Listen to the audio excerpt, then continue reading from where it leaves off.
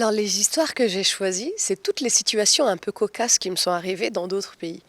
Pour moi, c'était important de raconter tout ce que j'ai pu vivre ailleurs et surtout de faire la nuance entre nous, notre manière de vivre, et celle qu'on peut rencontrer dans des pays où on n'aurait pas imaginé qu'on vit comme ça. En fait, dans l'inconscient collectif, on a toute une image de l'Afrique qui n'est pas réelle. Et quand on la découvre, l'Afrique profonde, je parle, parce que le Maghreb, on a l'habitude de le voir, mais quand on découvre d'autres pays d'Afrique, on est subjugué et agréablement surpris par la beauté du paysage, par l'éducation des gens, par toutes les belles choses qu'on peut y voir. Alors moi, j'adore le Maroc parce que je trouve que les gens sont très accueillants, très bienveillants et qu'ils ont des vrais rires bien gras. Quand on rigole, quand on fait rire des Parisiens, ils rigolent en mode vibreur comme ça. On a l'image, mais on n'a pas le son. Donc ça veut dire s'il fait sombre dans la salle, vous savez pas que les gens rigolent. Alors que ici, il y a un vrai rire généreux. Il y a un échange d'énergie. Je suis pas là juste pour raconter une histoire et puis stop. Non, on échange. Des fois même les gens interviennent. Des fois ils t'envoient des pics et c'est à toi de rebondir. Et ce côté vivant, j'aime. Quand je joue dans un pays, je mets un peu plus d'anecdotes qui concernent le pays, pour qu'ils se sentent concernés. Je ne vais pas parler que des autres pays et pas d'eux. Donc si jamais tout le monde s'en prend plein la figure, il faut que le Mrarba aussi s'en prenne plein la figure.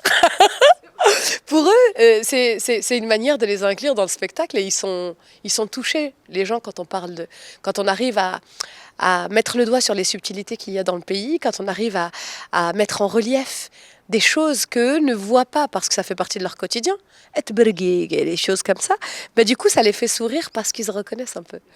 Et donc moi je sais que c'est ce que j'essaie de faire, de m'adapter en fonction de l'endroit où je suis. Moi je lutte contre toute forme d'injustice.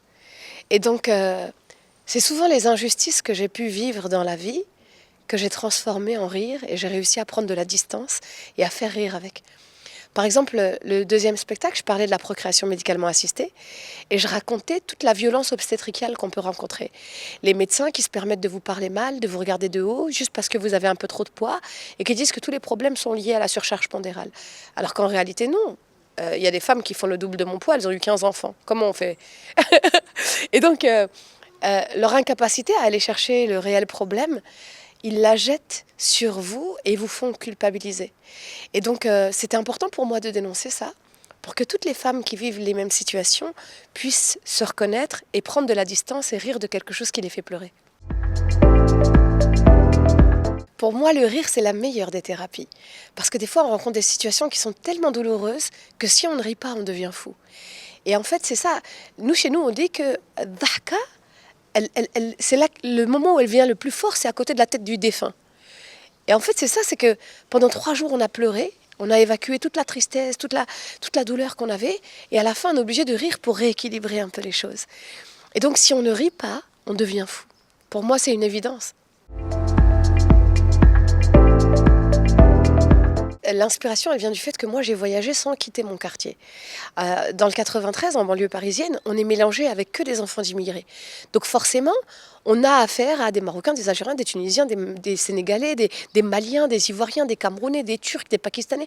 Et donc en fait, ce brassage de culture, c'est une chance immense. C'est qu'on connaît l'autre sans même avoir été dans son pays.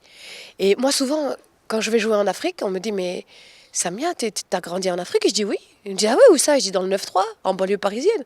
C'est l'Afrique, on est entre nous, entre Africains. » Et en fait, c'est une chance finalement parce qu'on a goûté le plat de l'autre, on a connu la réputation de l'autre, on connaît un chacun, comment il vit au quotidien, on sait comment il s'habille, on apprend même quelques mots de son dialecte.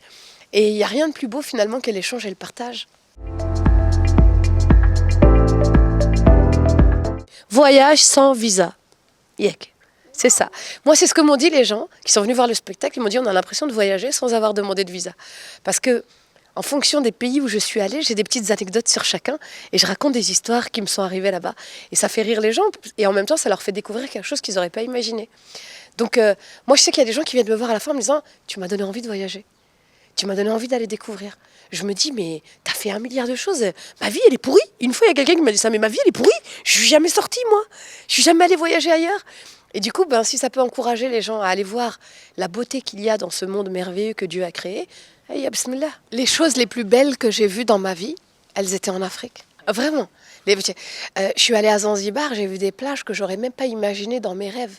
J'étais avec un ami qui me disait, mais Samia, ton sourire, il veut pas partir. J'ai dit, mais on peut arrêter de sourire ici.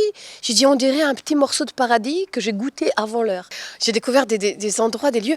Le Rwanda, on appelle ça le pays aux 1000 collines. Il y a une faune et une flore impressionnantes. Je suis allée au Zimbabwe, j'ai été caresser des bébés lions. J'ai fait des choses que j'aurais jamais imaginées. Et tout ça, c'est dans le continent, dans notre continent. C'est le plus riche, finalement, c'est l'Afrique. Au Maroc, il y a plein de belles choses. Bah déjà, hier, par exemple, j'ai marché pour aller à un rendez-vous pendant 8 kilomètres. La propreté que j'ai vue ici, elle m'a rendue jalouse. Wallah, j'ai envie de m'énerver contre les Tunisiens. Drao, s'ils le font, c'est que c'est possible. Les arbres sont super bien taillés, il y a de la pelouse partout, c'est entretenu, il n'y a pas un papier par terre. Non, c'est impressionnant. La qualité du service au Maroc. Nous, on a une devise dans ma famille, on dit au Maroc, tout est possible, tout est réalisable. Et en fait, c'est ça. Quand tu as besoin de quelque chose, jamais tu vas avoir quelqu'un qui va dire non, il n'y a pas, ou j'ai pas. Tu demandes un truc, il se débrouille, il va te le chercher. Chez nous, le Tunisien, il dit là, il y avait hier, aujourd'hui, il n'y a plus. Mais après, je pense que toute l'Afrique, elle a des endroits incroyables et qu'il y a une diversification en matière de paysages qui est impressionnante. Comment dans des tout petits pays comme les nôtres, on peut avoir la montagne, la mer, la neige, le désert. Tu te dis waouh, c'est juste incroyable. Des fois, sans même quitter notre pays, on découvre des endroits extraordinaires.